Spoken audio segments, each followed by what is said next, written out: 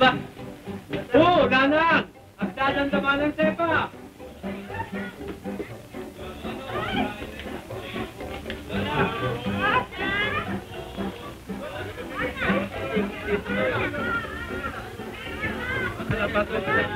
Tuloy. Oo. Lumas yata kayong biglang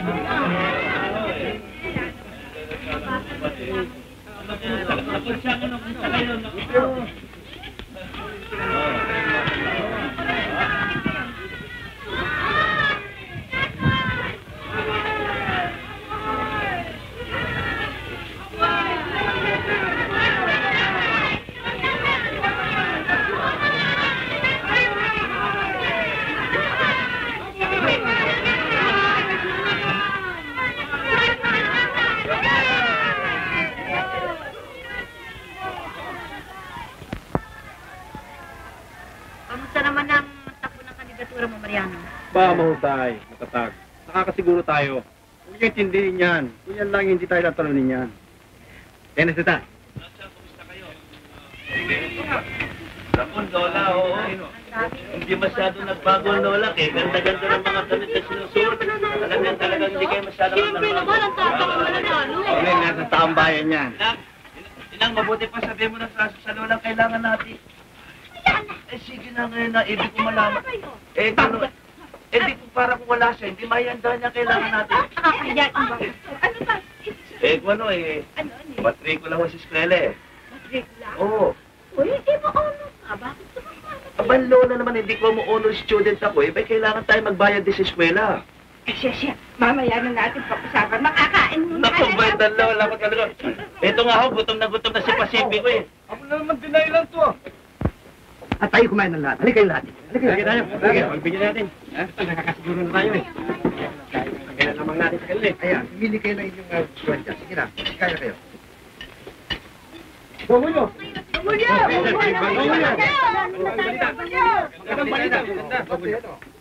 Pwede kayong bati po. Panalo na po tayo. Ano mo ba, Alikara? Ay, naku, salamat. Alam niyo, Don Julio, ito na yata ang pinakamaikpit na labanan dito sa Ilocos. Ngunit sa bawat presinto namin pinuntahan, kayo nakalalamang. Ikaw ba'y nanggaling na sa Kapitolyo? Pauho! At katunayan eh, malapit na matapos ang bilangan. Malaki na ang agwat ng ating kandidato. Kaya natitsa ko ang tagumpay ng ating kandidato. Mabuhay! Mabuhay!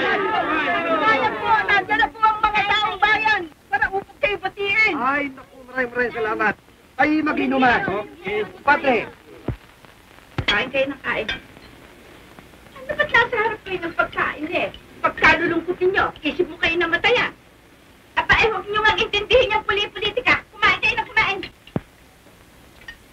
Kaya nga naman, Tatang, marahil ay iminulat sa atin ang katotohanan na tayo hindi nababagay sa politika. Mabuti na nga nagtato niyan eh. Ngayon ay magkakasama-sama na tayong lahat. Hindi ba, Nanang? Hindi kagaya ng araw. Si Tatang ay naiiwan dito sa probinsya. Eh tayong lahat ay nasa Maynila. Ngayon ay makakasama na sa atin si Tatang sa Maynila. Tama na, Perdin. Sinasabi mo isang pag-uro na hindi ko maaaring magawa. Dito ako nadapa.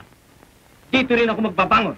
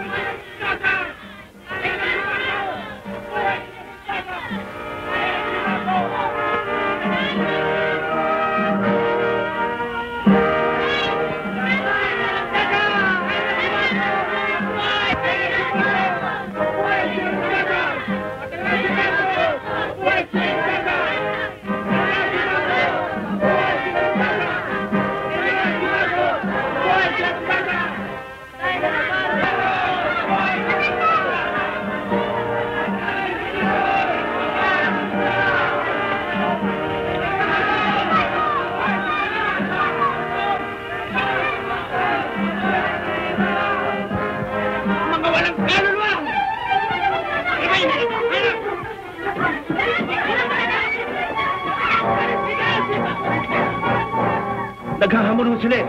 Pakilala natin sa kanila na tayo hindi magaduwag. Wala na naman sa pintuang ito. Bakit mo kaming naglaman? Ang ibig ko ba sabihin ay magsawalang kibul na lamang tayo. Palampasin na natin ang kanilang insultong ito. Yan ang narapat natin gawin, Manong. Huminahon kayo. Kung huminahon, bibingi-bingan lamang ba tayo rito para pagtawanan ang buong bayan? Hindi mahalaga sa akin ang sasabihin ng sino man. Ang hindi ko mapapayagan. Kayong padala kayo sa kanilang pag-ilis at makalimot kayo sa inyong sarili. May katwiran ng nanang mo. Pagkat yan lamang ang hinihintay ng inyong mga kalaban na kayo makagawa ng labag sa magandang asan. Eh, sila ho itong nagsimula eh. Gusto yatang yurakan ng aming pagkalalaki. Higit na lalaki marunong magtimpi at magpakahila. Pabayaan natin silang maglasing sa kanilang tagumpay. Patunayan natin sa kanila na ang mga barko ay maluwag sa kalooban at tanggapin ang kanilang pagkatao. Ang mga taong yan ay mga walang sariling bait. Kung papatulan ninyo sila, ay higit kayong magiging ulol kaysa sa kanila. Sabi mo lamang yan. Sapagkat hindi mo nararamdaman ang sakit ng kanilang ginagawa. Palibasa hindi kayo isang tunay na Marcos. At bakit? Hindi ba ako ang asawa ng kanilang inuupasala? Kung mayroon dapat na masaktan sa pangyayaring ito, ay hindi ikaw na kanyang kapatid. Kung hindi ako na kanyang kabiyak ang dapat masaktan. Kaya't kung ibig ninyo, kung mapilit kayo, sige! Subukan ninyo sila! Magpaulol kayo!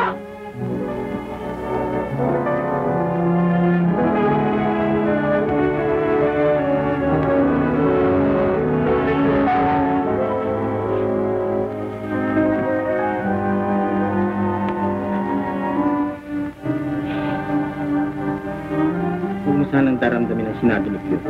Mabigla lamang siya. Pinakilala mo sa amin lahat ngayon na kung mayroon ng karapat-dapat sa pangalan niya ay wala nang hihigit sa iyo. Ngayon ko lubos na naunawa na kung ako nga pala yung magpapakababay, hindi maaaring hindi kita idama. Ako ang patawarin mo siya. Wala kang dapat ihingi ng tawa. Ang mga pangyayaring ito'y nagpapatunay lamang. Ako hindi nagkamali ng pagpilit ng aking kabiyak.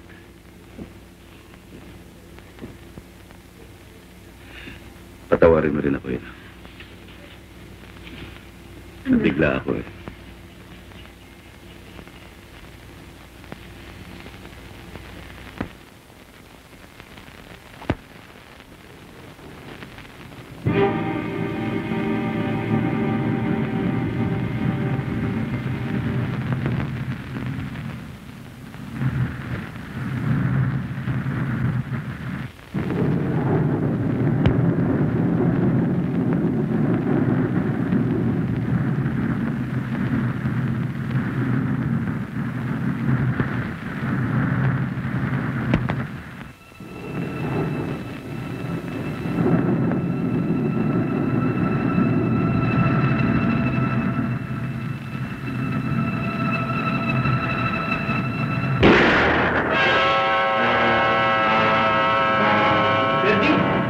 Narinig mo ba yun?